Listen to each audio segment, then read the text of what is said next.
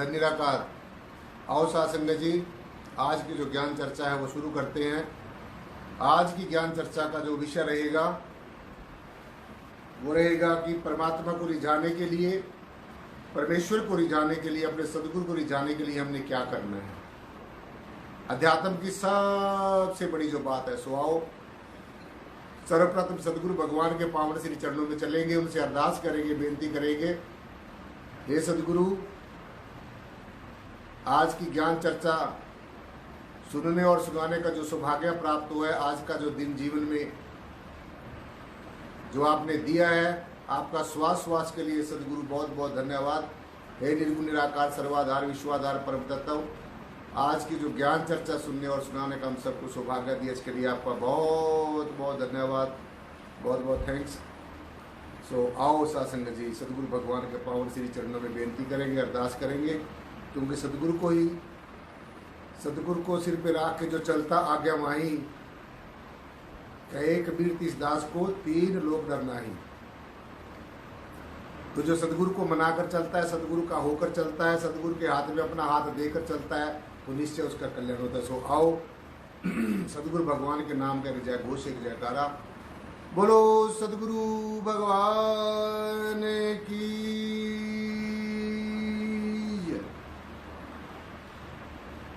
सासंग जी, बड़े प्यार और सत्कार के साथ बोलना जी। धन निराकार जी। आदि गुरु नमस्कार निराकार, श्री सतगुरु चरण योत प्रोत परवेश,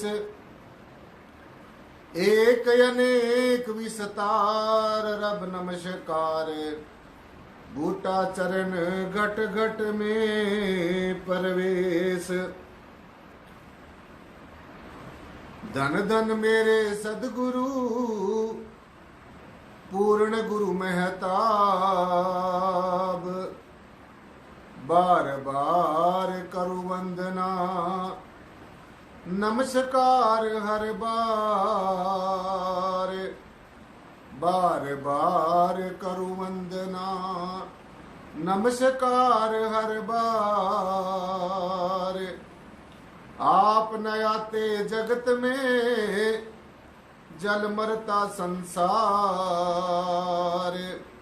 जग तारण को आ गए मेरे पूर्ण गुरु महताब, जग तारण को आ गए लक्ष्मण सिंह महाराज, जग तारण को आ गए सदगुरु प्रियतम नाम।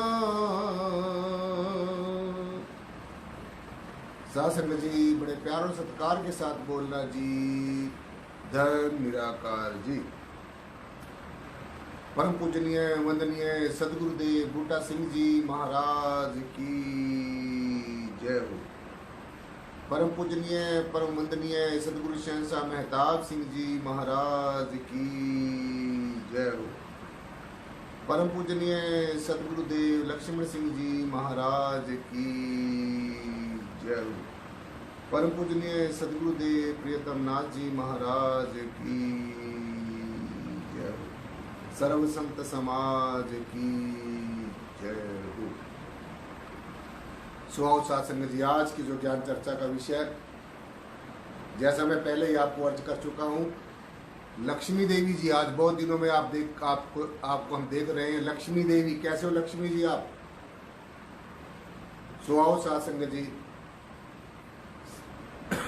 आज का जो विषय है वो रहेगा कि हम परमात्मा को कैसे रिझा सकते हैं, सदगुरु को कैसे रिझा सकते हैं, परमात्मा हमारे ऊपर कैसे मेहरबान हो जाता है, हो सकता है वो क्या किया जाए, कैसे किया जाए, कहाँ जाएं, कैसे करें, किससे मिले कि परमेश्वर की हमारे ऊपर कृपा हो जाए, सदगुरु की हमारे ऊपर कृपा हो जाए। सो आज का जो विचार है सासंग जी यही रहेगा। जिस पे कृपा सदगुरु की होई, उस पे कृपा करे हर कोई। ध्यान से सुनना है। जिस पे कृपा सदगुरु की होई, उस पे कृपा करे हर कोई।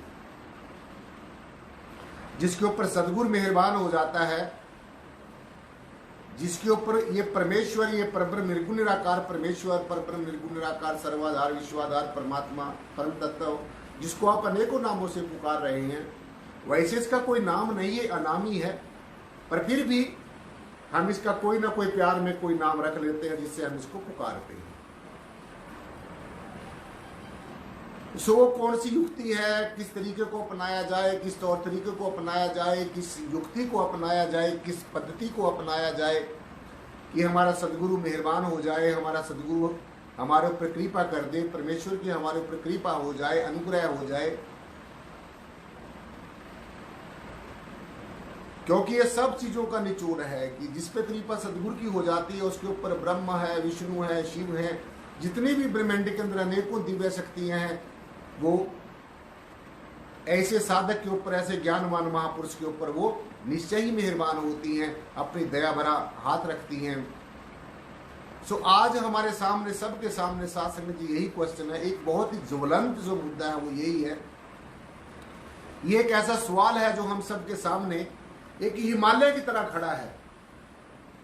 सब ये सोच रहे हैं कि पूजा करने से परमात्मा खुश हो जाएगा, पाठ करने से परमात्मा खुश हो जाएगा, और कोई बाहरमुखी कर्म क्रियाएं करने से, धार्मिक कृत्य करने से परमेश्वर खुश हो जाएगा।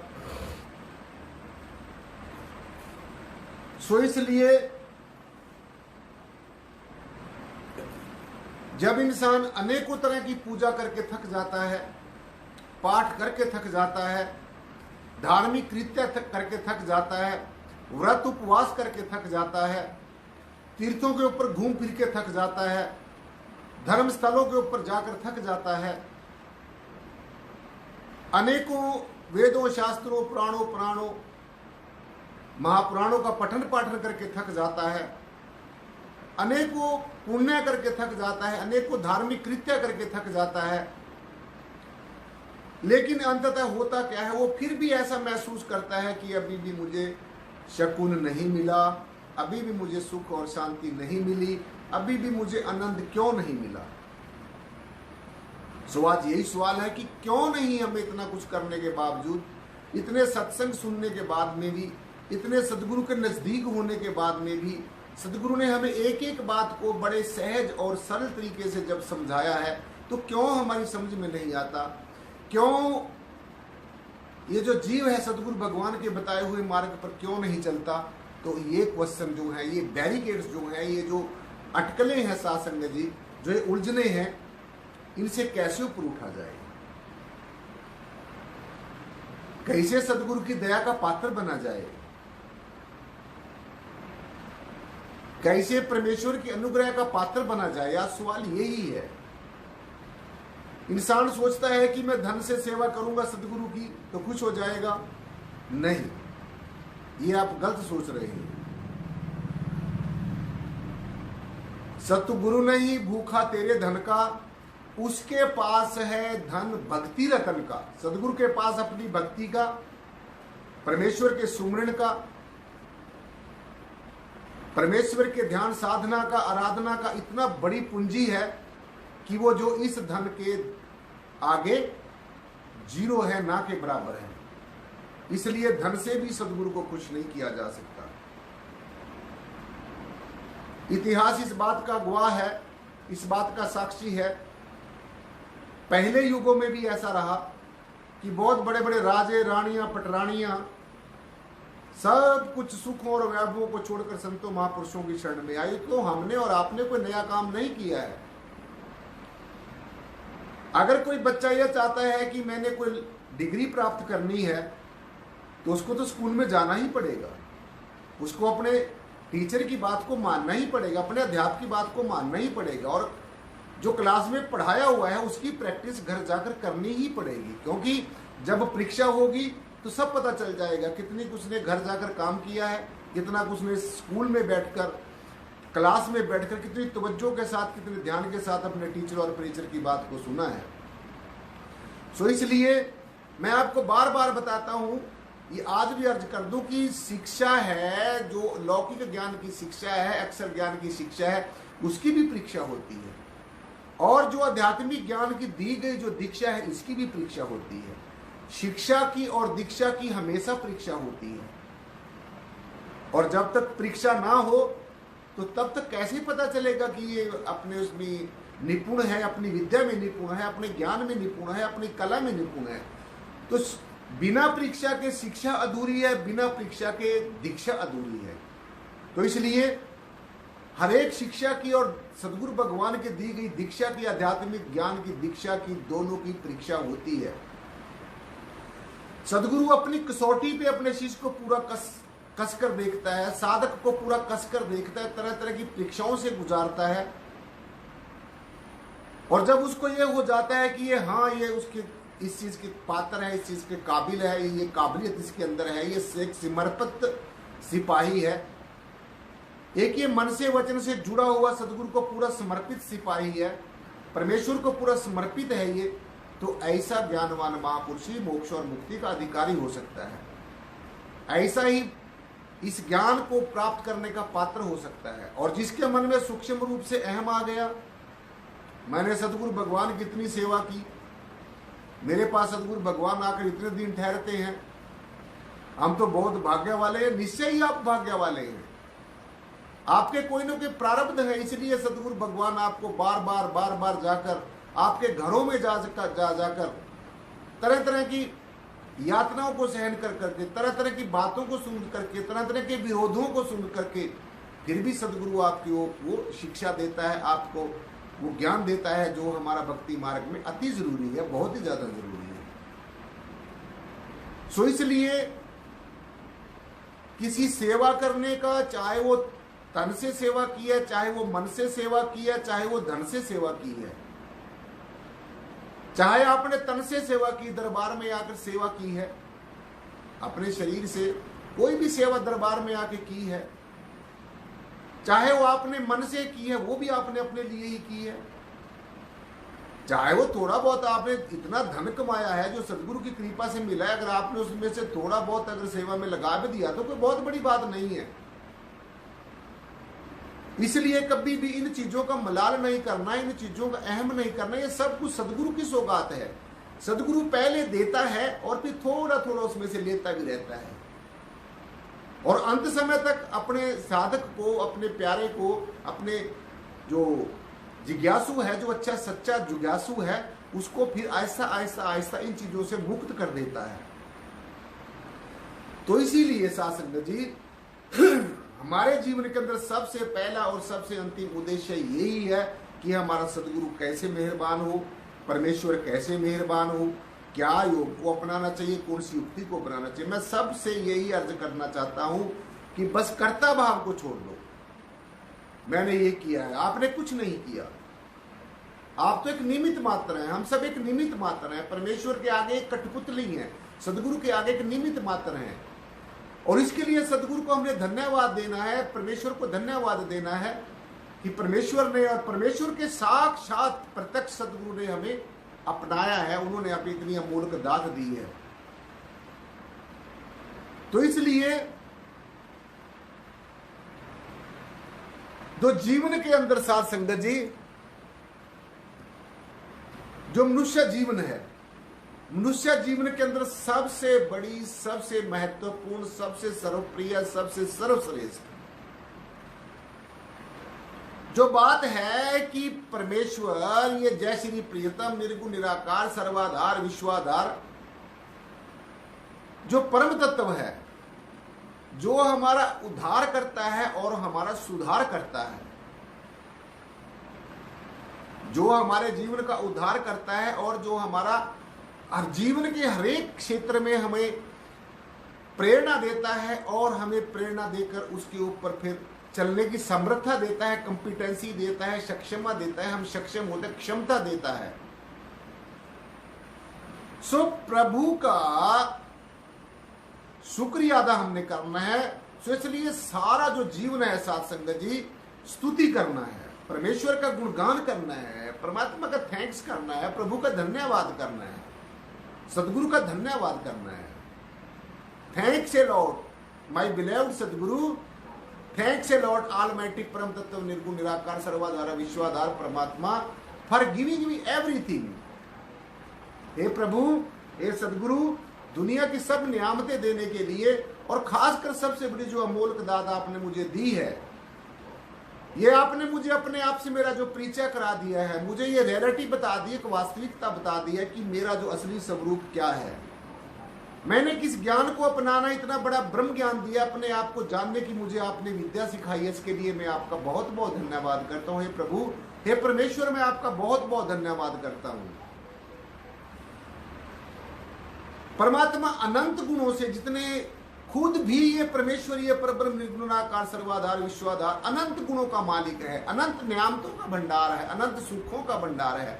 और इसने हमें कितने नियामतें बख्शी हैं साध संगत जी, कितने सद्गुण बख्शे हैं, कितने एहसास किए हैं। पल पल हमें एहसास कराता है, पल पल साध संगत जी मनुष्य जीवन का जो हमारा लक्ष्य है उसकी तरफ जाने की हमें साध संगत जी पल पल जो है ये प्रभु, ये परमेश्वर परमात्मा, ये हमें प्रेरणा देता रहता है। तो इसीलिए सदगुरु के, परमेश्वर का जो साक्षात सदगुरु है, इसके साथ संगत जी एहसानों का हम बदला कभी नहीं चुका सकते। तेरे एहसान का बदला चुकाया जा नहीं सकता, कर्म ऐसा किया तूने भुलाया जा नहीं सकता। ये सत्य बात है बिल्कुल। जो रहमो कर्म हमारे सदगुरु ने हमारे ऊपर किया है, जो परमेश्वर ने अनुग्रह जो किया है साथ संगत जी, परमात्मा ने हमारे ऊपर अपना जो हमें इस काबिल समझा कि हमें ये जो अमोलक दात दी है,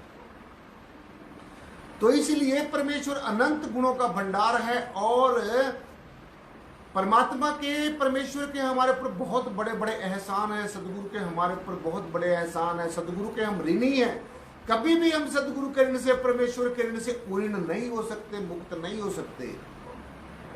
क्योंकि परमेश्वर की जो ज्ञान दिया है, परमेश्वर की जो भक्ति करने का जो रास्ता बताया है, जो युक्ति बताई है, ये साथ संगत जी हमें दुनिया का कोई भी रिश्ता नाता, कोई भी वस्तु हमें ये नहीं बता सकती, कोई भी वस्तु इसके बराबर में तुलना नहीं की जा सकती। तो जो हमारा प्रमुख लक्ष्य है इस मनुष्य जन्म का, जो हमारा प्रमुख लक्ष्य है, जो विशेष लक्ष्य है, जो विशेष उपलब्धि है, वो है परमेश्वर की स्तुति करना। Thanks a lot almighty God. हे परमेश्वर, हे प्रभु, तेरा बहुत बहुत धन्यवाद। तूने मुझ पवित्र आत्मा को अपने स्पर्श करना का सिखा दिया, और जब पवित्र आत्मा मुझे स्पर्श करती है, मुझे तेरे प्यार का जब एहसास होता है, तेरे आनंद की मुझे अनुभूति है, तेरे परमेश्वर, मैं तेरी बार बार स्तुति करता हूँ, मैं तेरा बार बार धन्यवाद करता हूँ। क्योंकि ये मुझे सदगुरु भगवान ने भली भांति बता दिया है कि ये प्रभु है परमेश्वर, जो तू कर सकता है वो कोई नहीं कर सकता, और जिस अमोलक दात को तू बख्श सकता है कोई नहीं बख्श सकता। इसलिए साथ सकते हैं हमारा मनुष्य जन्म का जो प्रमुख लक्ष्य है वो है भगवत प्राप्ति, जीते जी परमेश्वर का दर्शन दीदार करना है। तो इसलिए सब कुछ संसार के अंदर परमेश्वर के लिए करना है, परमात्मा के लिए करना है।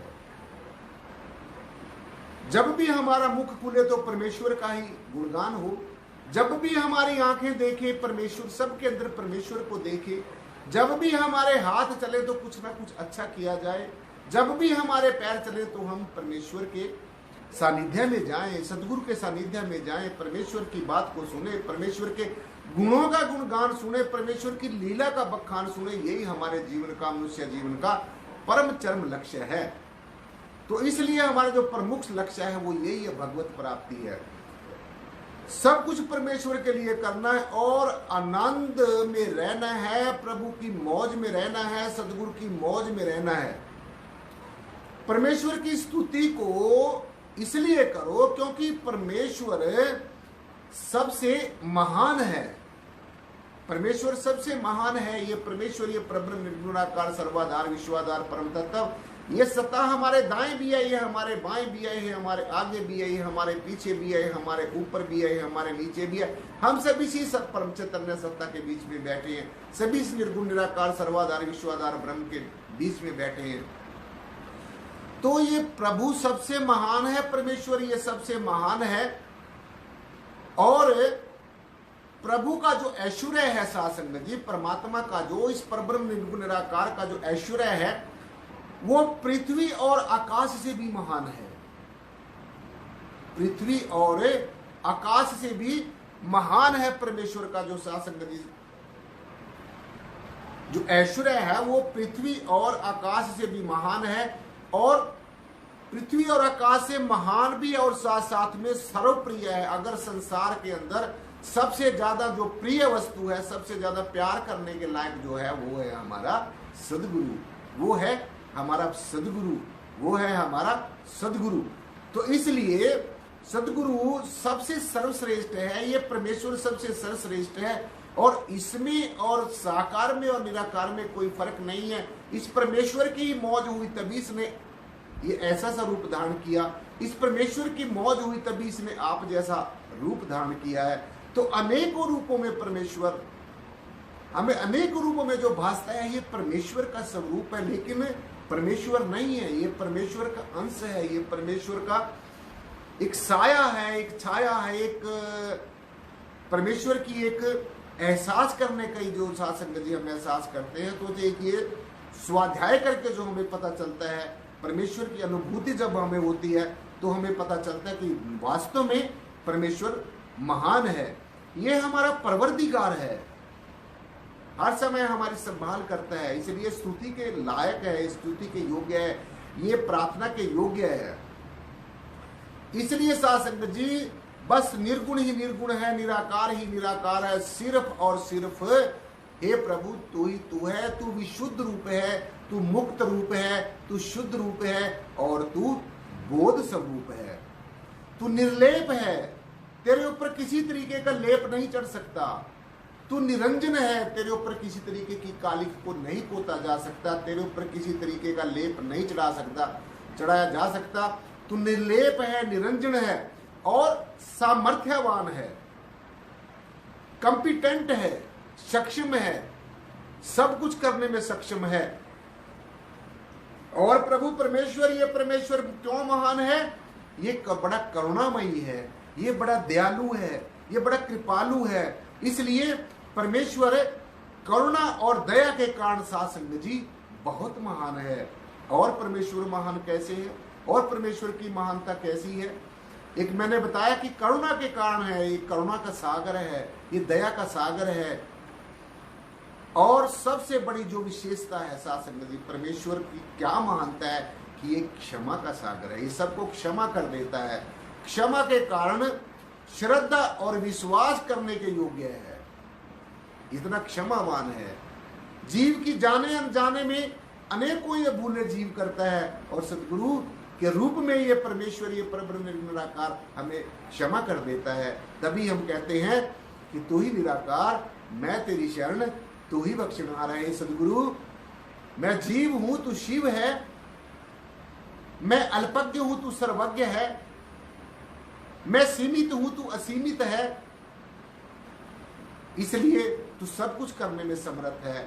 और तू श्रद्धा के अगर कोई लायक संसार में कोई चीज है, कोई वस्तु है, तो वो साधसंगत जी परमेश्वर है, और परमेश्वर का साक्षात जो स्वरूप है वो सदगुरु है।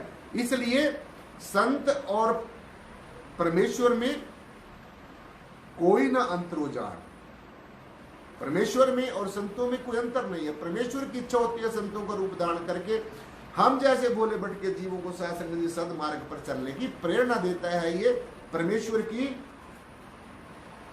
इच्छा के ही अनुरूप होता है।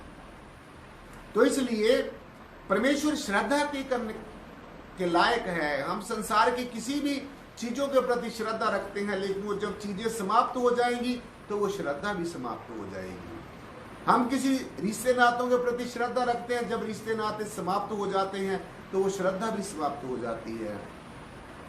तो इसलिए सिर्फ और सिर्फ सदगुरु ही, परमेश्वर ही श्रद्धा के और विश्वास के काबिल है, और कोई दुनिया की कोई चीज श्रद्धा और विश्वास करने के लायक नहीं है।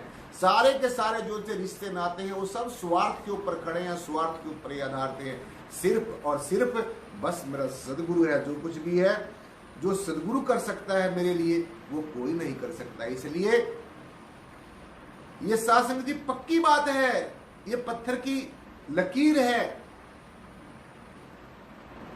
कि जो सदगुरु कर सकता है असंभव को भी संभव कर सकता है, और ये भी सोच लेना संभव को असंभव भी कर देता है। दोनों, अगर ये ले भी सकता है, दे सकता है तो वापस ले भी सकता है। जो दे भी सकता है और ले भी सकता है, ऐसी सक्षमता को, ऐसी कंपिटेंसी सदगुरु के अंदर होती है।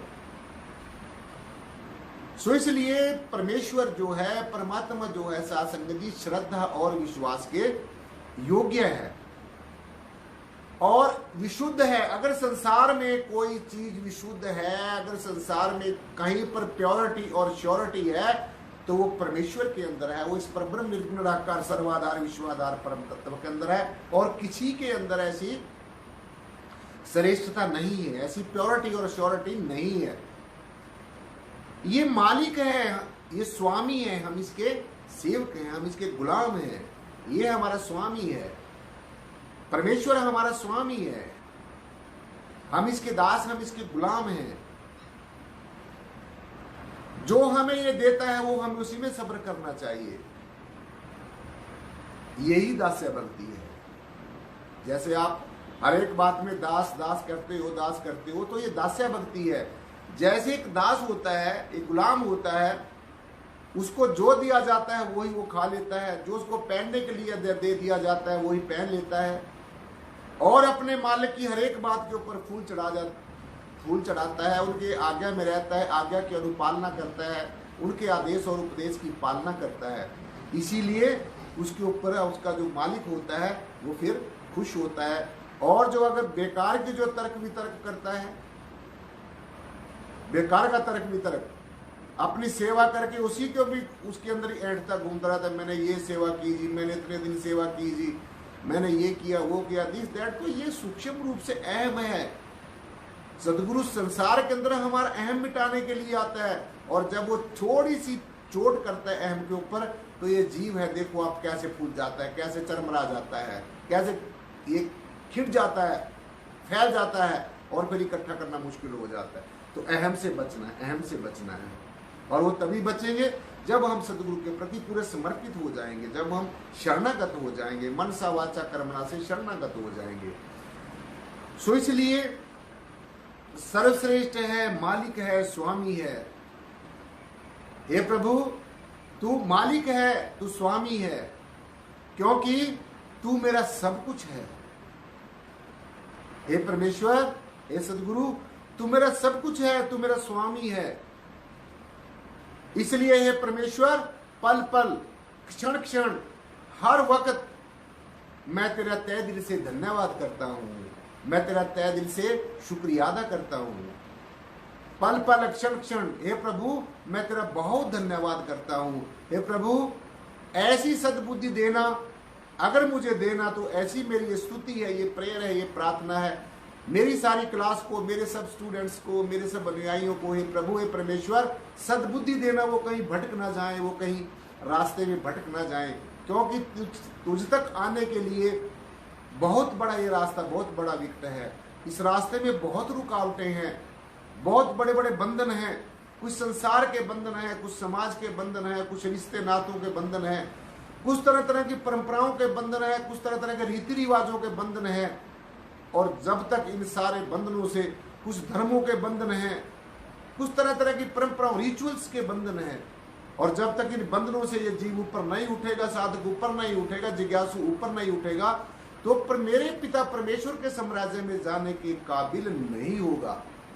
मेरे पिता परमेश्वर के साम्राज्य में जाने का ऐसा जीव काबिल होगा, ऐसा जीव प्रवेश कर सकता